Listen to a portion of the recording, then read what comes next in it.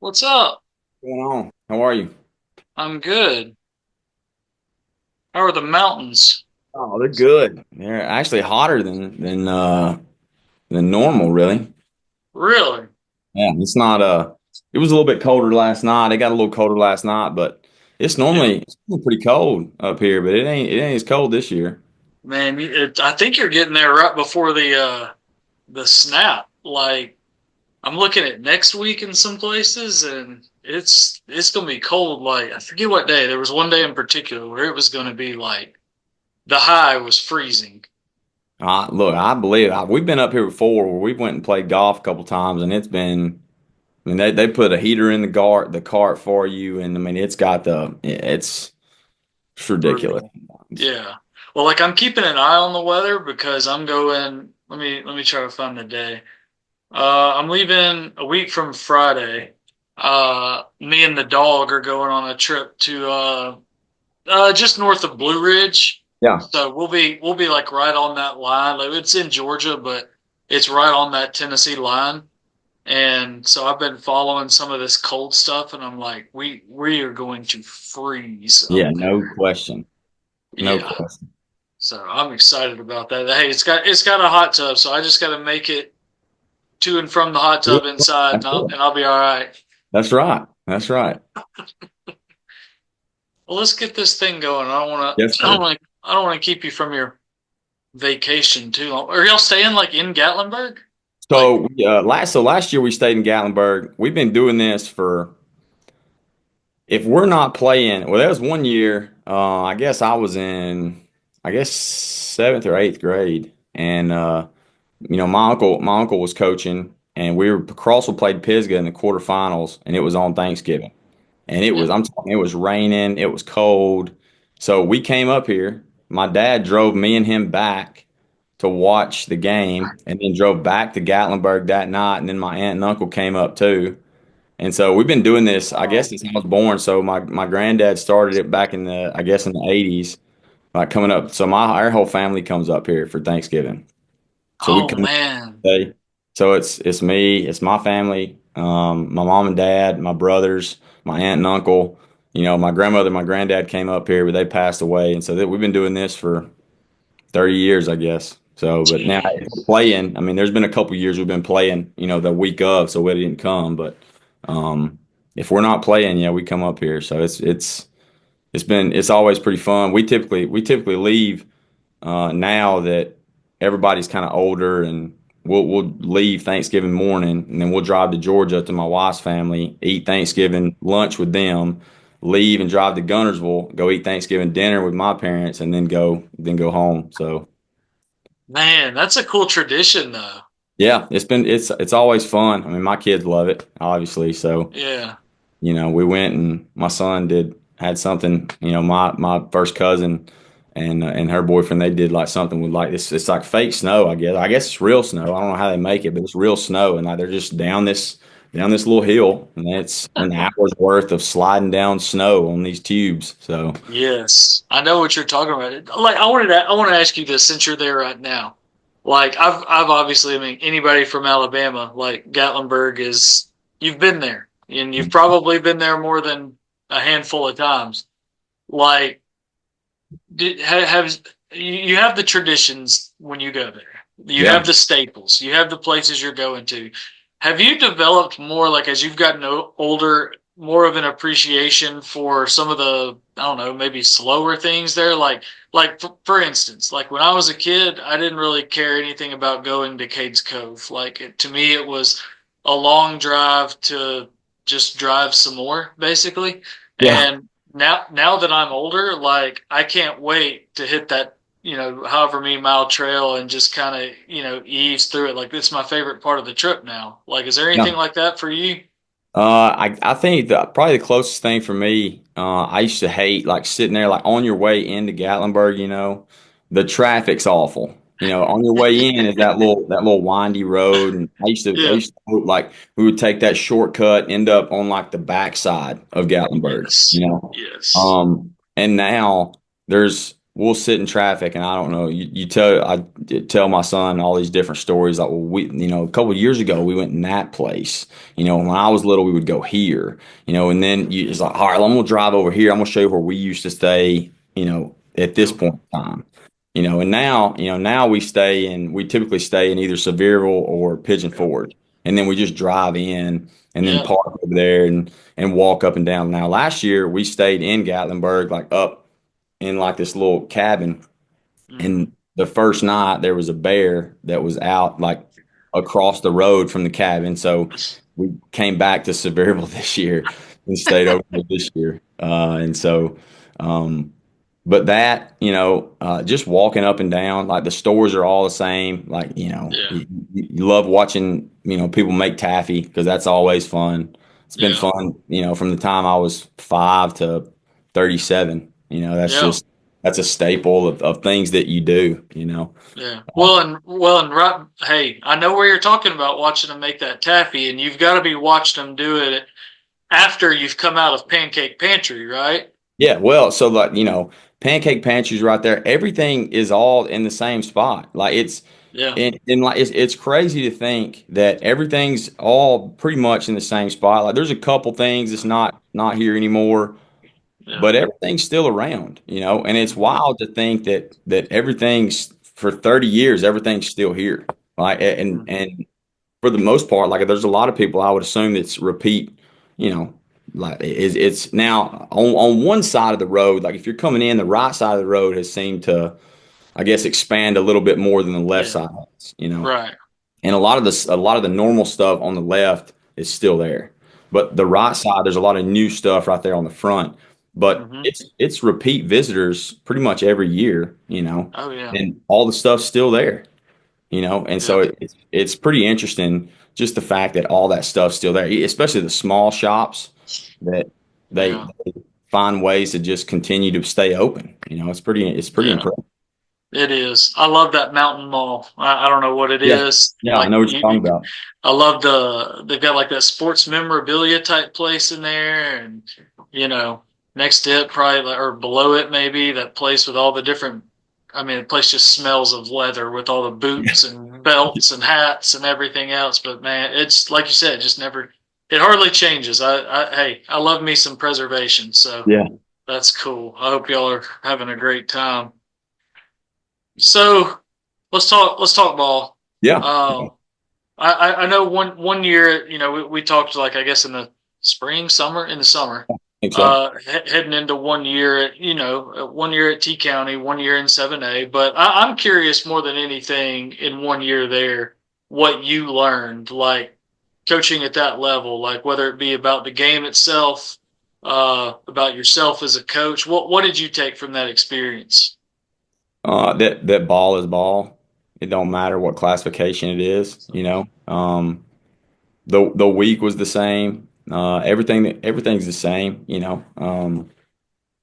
The nothing, I mean, we did the same type of stuff that we did when I was at Hoover, that we did when I was at Southside, that we did when I was at Alpharetta. I mean, Yeah. ball's ball. It don't matter what classification it is. I think the biggest difference is, I mean, obviously, if you have guys that are playing both sides of the ball, you have to tailor your practice a little bit different, than you do if you don't have guys playing both sides of the ball. And you have to tailor your practice a little bit different, depending on how many people you have to film your practice and how do you split your time up, depending on the size of your facilities. Can you get everybody in the weight room? Can do you have to split it up offense, defense? Do you want to split it up varsity, JV? Do you want to, there's different things that you have to discuss with your staff and figure out what's best for you and what fits you. But I mean, at the end of the day, I mean, there's only so many things people do with 11 people on the field. And structurally, people try to, they end up in specific spots, but I mean, it all comes down to how you teach the game. It all comes down to, once the ball snapped, can your 11 teenagers do what they're supposed to do better than the opponent's 11 teenagers? I mean, and so, this year we obviously it was a tough year. There ain't no way to slice it other than that. I felt like that. Um, I think our staff, we talked about it, felt like that if we could have found a way to get the first one, and we played a really good first half. We felt like in the first game. Was up 28-7, with probably 6 to play in the third quarter. And then we just couldn't finish it. We just couldn't find a way to finish it. Got beat 31-28. In that one, I think it'd probably been a little bit different of a season if we'd have found a way to finish the first one. But, obviously, it's a science when you live backwards, and it's a mystery when you live forward. So Mm, there's a lot of things that we could talk about when it comes to that type of stuff. And so that's one of those deals that you wish you could go back and probably call some things a little bit different in that case. And but it is what it is. yeah. The other thing is that I think I saw some things that maybe other people were doing, or I saw some things that when I was at Southside, or maybe even when I was with Coach Niblett, when I was at Hoover, that I thought, man, that would be, I want to get there. I want to do those things. And I don't know, maybe I was trying to be somebody else. And I think I really finally figured out like what fits me, like what I want to do and how I want to do it. And obviously you're going to change things year in, year out, and, try to figure out what fits you best, and your style, and what best fits you. And I think I have my eyes open some this year to the best way to do it, and the best way for me to do it, and the best way for whatever program that I'm associated with to do it this year. And so obviously none of you don't want to lose.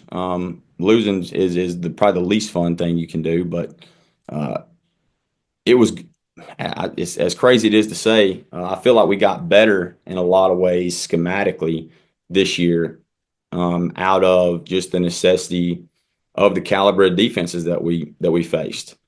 I mean, even in the non-region games, you look at the second week of the year, we went and played that Viger team that has been, pretty impressive defensively. When you look, I think they finished the regular season giving up like 4.7 Yeah. points a game. You Yeah, know, me and Kyle were just talking about them on the podcast yesterday when we recorded the other podcast. Them versus Montgomery Catholic. I mean, this is going to come out after that game is played, but I mean, looking at those two defenses, it was like Montgomery, I think, is giving up like 6 points a game. Viger, like you said, like 4.7, 4.8. Like that thing's going to be knocked down, drag out, yeah, and yeah, to play them, people will look at, oh, it's a 5A versus a 7A. Let's not go there, because that team is legit. yeah. Look at their personnel. Like they're the Garor Yeah, kid, the defensive end, is an absolute, like that kid. I mean, and he's not the only one. That's the deal. Like he's yeah, just one of them. They're that team. That's a good football team. That's a really good football team. And so, but like I said, I think the biggest thing is just you figure out who you are. You figure out what the best ways that to do the things that you want to do, and really, really, you learn probably more, or you learn better how to teach hmm your system when you get got a lot of times, because you're hmm like, well, look, you remember the time this happened? Like, so there's got to be something built into this, because this happened, this happened, this happened. So unfortunately, we had a lot of those this year that we took a lot of notes on, and figured out ways yeah. to maybe build in an answer, so that it don't happen again. Yeah. Well, so you tell me. I've read it in Max's story on the Gadsden Times, and you and I have talked offline about it. But tell me as much as you want to tell about the decision after the season, and what went into that. Yeah, I mean, my son, he don't, he didn't say anything to me necessarily, but not through the year, but we were at Southside for the longest amount of time that we had been there, and I felt like that all of the moves that we had made, previously, were they weren't lateral moves. I mean, they were moves that were, trying to get, I guess, my career where I felt like that I wanted to get it. And we got to Southside and was there for 3 years. And for him, was pretty pivotal years, second grade, third grade, fourth Oh, yeah. grade, and so, um, making the move to Tuscaloosa County, and felt like it might, it was going to be a good decision. And, really didn't have. I think this is probably the first time in my, well, no, probably it is first time in my career that made a decision to leave somewhere that didn't have anything to do with coaching. And he'd talked to my wife, and obviously they were at the same school. They were at the intermediate school right across the road from us, and so they on the way back and forth to school and back. And not that he didn't like school there, it's just that he missed his friends. He had made real friends, probably for the first time, and he missed Okay. them. And he'd ask his mom all the time, like, you think we could just go back? Like, is there any way I could go back? And so that's after the year was over, we're sitting there talking, and towards the end of the year, he went up there. I had to go get my iPad one night, and me and him were talking, and he just kind of made mention how he missed his friends and different things, and that's never fun to hear. When you feel like that you've made a decision, especially a selfish decision to what you feel like to put yourself in a good spot. Even though I felt like the decision was to better our family, obviously, but Yeah. um, when he felt like that it wasn't about him and it was about you, wasn't necessarily fun. And so I was like, well, if there's an opportunity to get him back, and I'd even considered, it may even have to get out of education for a year. Didn't really know what it looked like. I just knew that I never grew up in a situation where we had to really, we worked. My parents made us work. Back then we was hauling hay. It was square bales. Like, nobody square bales anything anymore. Everybody round bale stuff for the most part.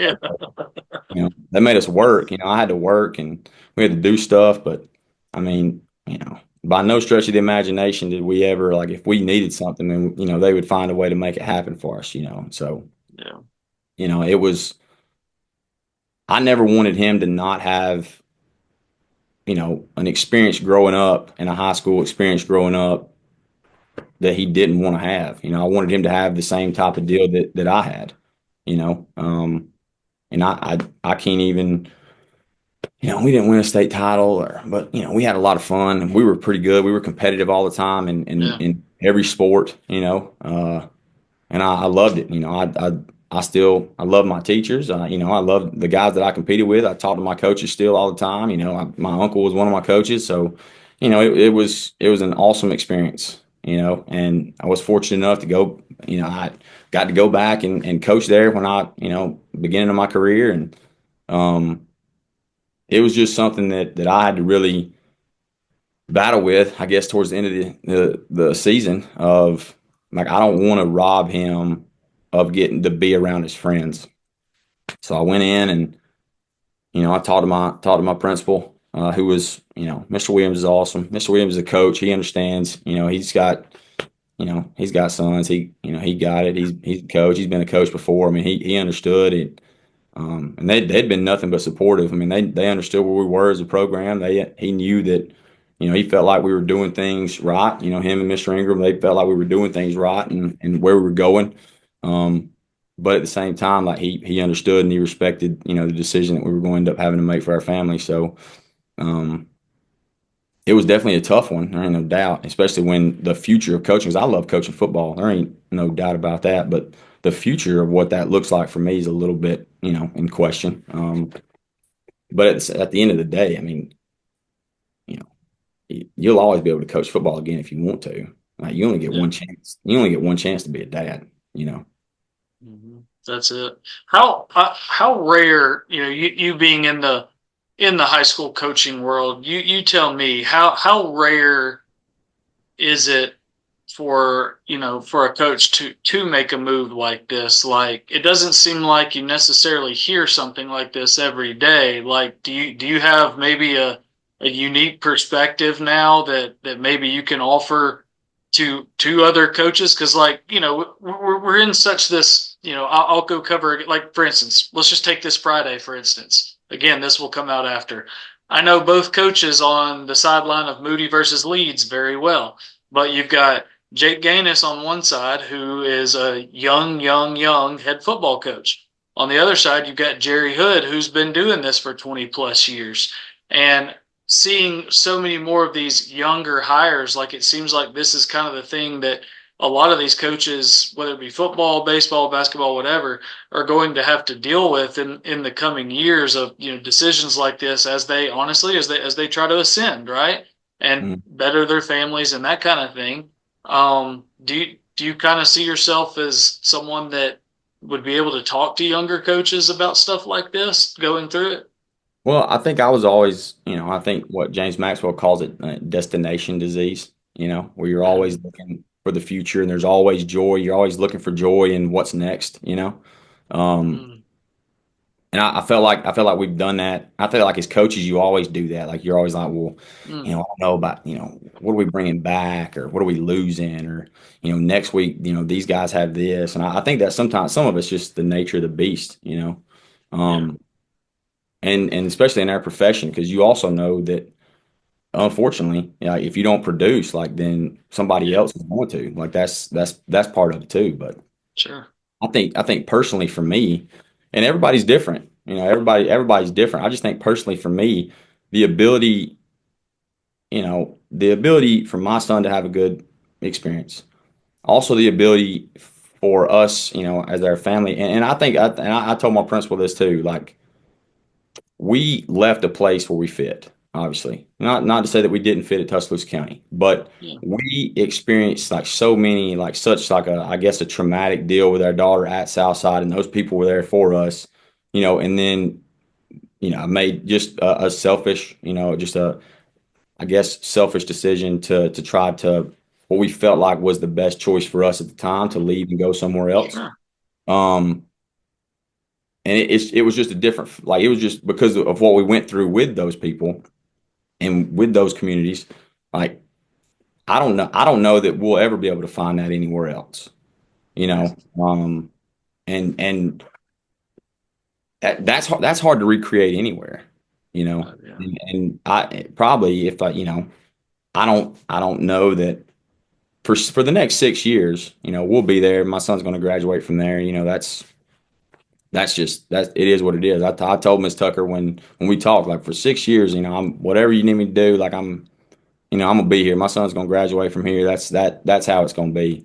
So um I don't know, what capacity that is or anything like that. But for the next 6 years, I mean he's gonna graduate from there, he's gonna be with his friends and this, that, and the other. But um it would be hard to recreate like the connection that we have with the people there just because of you know how they were and how they rallied around us when we went through everything that we did. And so um I think you just got to figure out, like for me this year, you asked earlier, like what did you learn? Like I learned like what was important out of this mm, profession. Like a real connection is what's important. Like a real connection where like you connect with a group of people that like you want to be as successful as you can be, not for yourself, but for everybody else that's involved in it.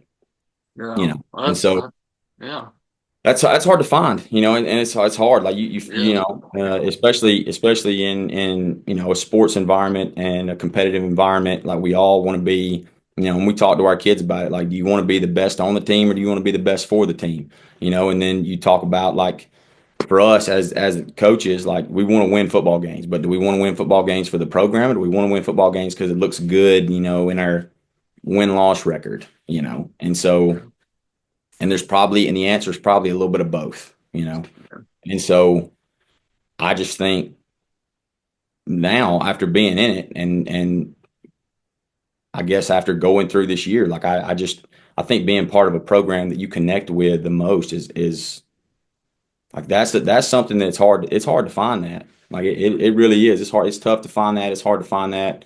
Um, mm, that being in a place like I think as coaches, like we can be we get a chance to have impacts on people every day because we get to see them all the time and they get to be around us and we get to talk to them and all kinds of things. But like if you can find a place that has an impact on you, like that's hard to find, yeah. you It know. is. Yeah, it Uh, is. and so I think that's the thing that's the most important part of the profession because like like part of the job is to build people up and build kids up and hopefully when they leave the program that they're better people than obviously they came in it. But uh how do you get better? So can you find a place that impacts you as much as you're trying to impact the kids that you come in contact with every day? And Yeah. so I think that's it's rare to find it. And so when you do find it, you try to stay in those places. Right. How excited are you to get back to Southside? Oh man, it's like so I went up there because obviously I'm doing driver's ed, so I've never done driver's ed, so that's different. So I've always been in the math class. So I went up there just to try to figure out just the protocol of the class. I was like, man, it's like Christmas morning, obviously, seeing some obviously the people you work with and Yeah. just some kids and different stuff, and like that part's fun. Just getting to be back up there. I saw different people. Obviously, I'll leave somebody out, so I will refrain from starting to name names, or I'll inevitably leave somebody out. But all kinds of people. It's just fun to be back up there. Like I said, they've made such an impact on us and myself that it's fun to get back up there and see them every day and be around them and talk to them and work with them and everything else. So excited Yeah. about it. Sure. Yeah. Are you gonna have one of those cars that you have a pedal on your side Oh so yeah. that Oh yeah. that's good. Yeah, that's Yeah. good. I'll tell you a quick driver's ed story. I find it hilarious. You know Hal Riddle that used to coach at Clay Chalkville and Hewitt Trustful? I know the name. Yeah. Yeah. You know Yeah. the name? So Hal, in addition, when he was at Hewitt Trustful, he was obviously athletic director, head football coach.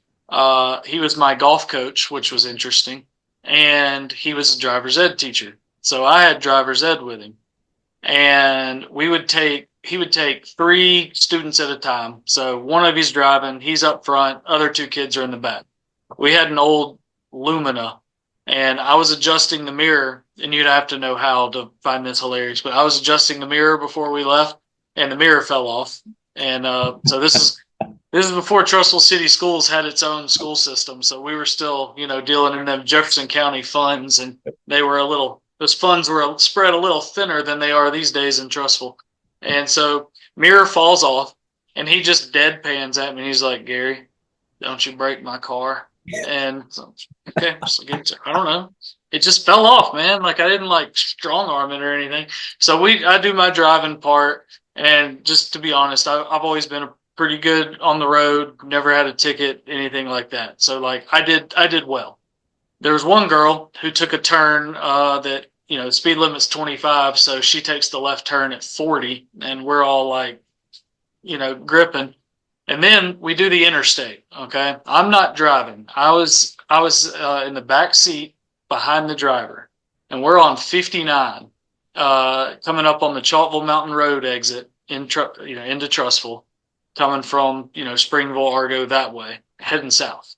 And I feel this huge bump underneath me, and I went like boom, boom, and I was like, what did we just hit? We blew out a tire on the interstate in the driver's ed car, and it was the one that was like right under me. So now we're like screeching on hubcap basically, and I'm just back there rattling around. And Al, like, somehow calmly enough tells her to get off the road. And so we pull off the road, and it was two girls that were in the class with me that were in this. And so it was just Hal and me as the guys. And Hal knew me and being on the golf team. And so because of liability or whatever, we had to go stand. And now this is like January, so it is freezing.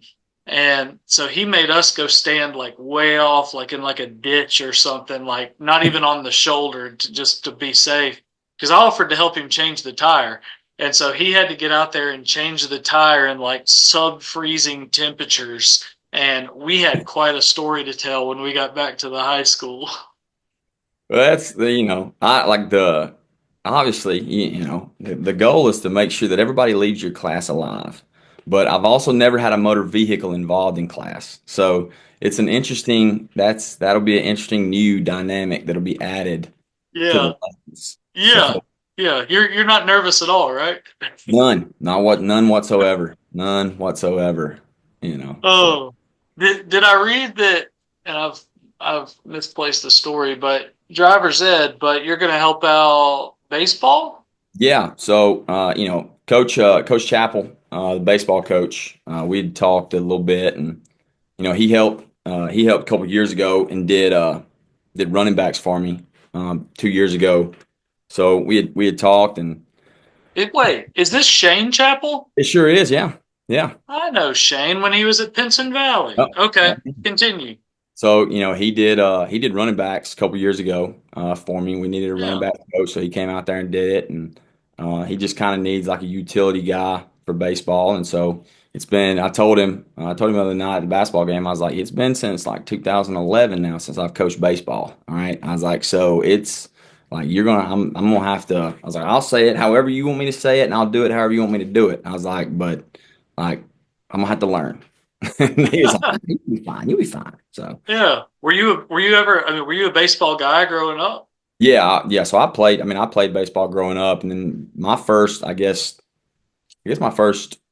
years, my first 2 years out of college at Crossville, I coached baseball at Crossville. But like I said, that was in 10 and 11. So that was been a minute ago. Been a minute, And so, and I love baseball. Don't get me wrong. It's been a while. But Yeah. I would go. I'd go sit in the dugout with them and everything else. But. Yeah. That was having it'll be a little different role than I'm normally accustomed to, but I'm excited about getting back and just being around those guys.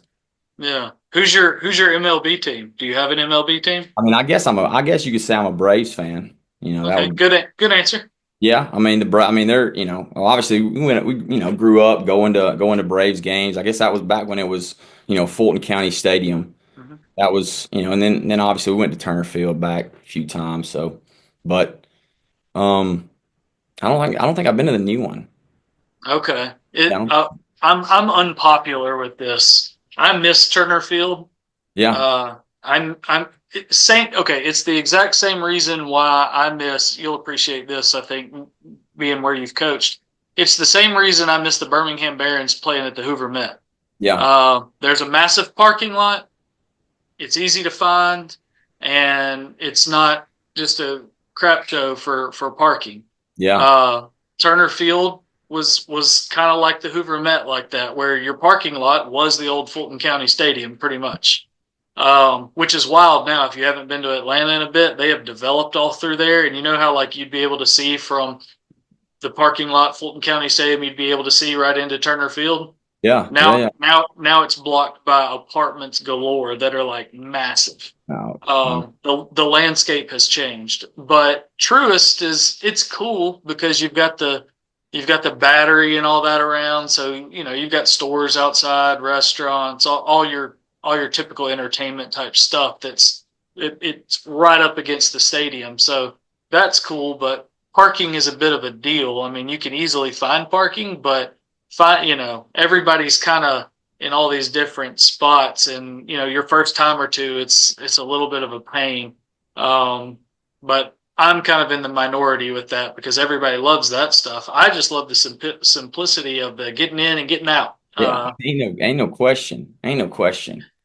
That's the best. I'm telling you, I love the simplicity of watching it on TV. Yeah, yeah, that too, that too. Me and Kyle went.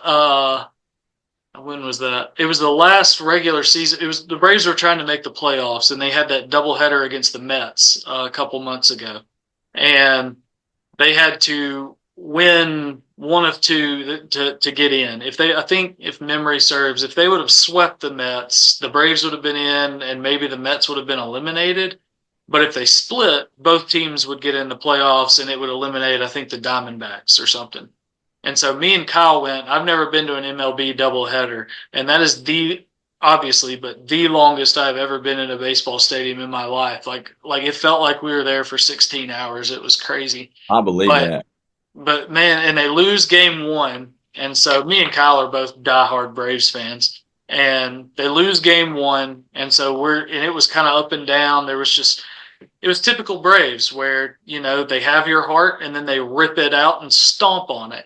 So that happened, and then they win game two barely, and like the Mets had only like they played like not many of their starters and stuff, and then the Braves barely win that, and so like we're on the way home. I remember this. We stopped to fill up at like a Love's, and we're still in Georgia, and we walk in, get drink snack for the ride home.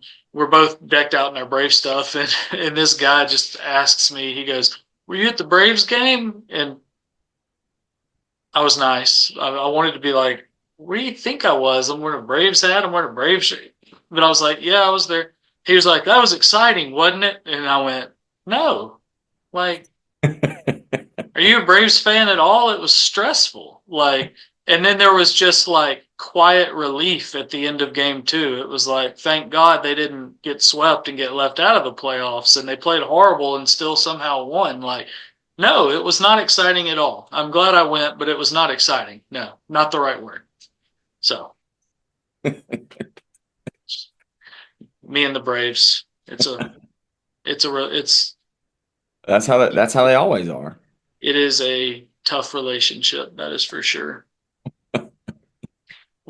I talked to I did one of these before the playoff game where Mountain Brook came Yeah, up yeah, to yeah. Southside. Yep, I did. It was the most random one of all time because people are like, "You're having Mountain Brook's athletics director and oh Southside's yeah, head Coach Urban. coach." Yeah, for Yeah, sure. and so Yeah. that was cool, and they both talked a lot about a good bit about food, and I just kind of let them go, and I just kind of sat here and was like, "All right, I'll handle the recording when it's done. Y'all just talk." Um, what what's your favorite place to get back to now that y'all are getting back up there? What's the go to? The favorite place to go eat. Oh man. Um, this is probably gonna be. I'm gonna say this because because I there's a bunch of good ones. My wife's gonna say L Tap because she and like I like any of them because their meat is good too. But I Mm-hmm. like Mixita pretty good. The my wife likes El Tap because of they got like that chicken soup stuff. She said Okay. Mixita's is good too, but she says El Taps is just way better. I don't know why Mm. it's better. I have no idea. But she does like that one. She likes El Tap pretty good. So I don't know if Mikasita sees that. I don't want them to hold that against me. They can hold it against her all they want to, but I'm not the one. Man, what about favorite thing, just community wise? Then that maybe maybe I'm trying to figure out how to word this, Miles. Favorite thing maybe you didn't realize you would miss as much as you did, or something that when you got back it was kind of having that fresh set of eyes on it. You were like, dang, I sure did miss that. Is there something that fits that category? Going over the bridge. Mm, Yeah, like I think I used to always say like I'd never until I got the job. I don't think I ever went over the bridge. Like I don't think I'd ever gone over that bridge until I got the job. Like I didn't interview over there. Like I didn't. I interviewed at the old Board of Education. Like I didn't even interview at the school, and like just going back over the bridge because you go over the bridge and like you obviously you go over the water and then there's that little sign right there that says welcome to Southside, obviously, right there, yeah. and so you're kind of the pharmacy's right there on the right, there's the gas station right there, and so um that part, I think that's just missing that. I mean, there's a ton of different like traditions right there that, and some of them were new traditions that I think I look forward to, just in general. But Mhm. um, I think that is something small, just like something that you take for granted. I think after so long, but I thought Yeah. that was something that you know, and sometimes especially going out occasionally, there's a little bit of traffic, but Yeah. it's not because I think I've heard they're going to tear that bridge down, possibly the other bridge, and Mm. then and that's like to me that's like a historical landmark, I think, but I don't Which bridge? Which one are you talking about? like the one on the way out, I think possibly like you're Okay. going out of Southside back into Rainbow City, you know. Okay. Um, Wow. and Yeah, so I was looking at some of these. the one Interesting. the one like that you're the old I think it's the old green one that I think they're gonna build a new one. That's what I've heard, but and I could be Okay. completely wrong on that. I don't know. Sure. Sure. So Um, yours is just, oh wait, I'm looking at the wrong one. Okay. I'll do some digging. I but like that digging into historical stuff anyway. it's that's but yeah, that I thought that was I don't know why that resonated just crossing the bridge going into it, but it did. Like that was something that just kind of stuck out, last week. I thought Yeah. that was that was something that was felt important. Yeah. No, that's cool. Well, anything else you want to chat about? I'm gonna let you get back to vacation. I don't know. I mean, nothing. I don't think so. I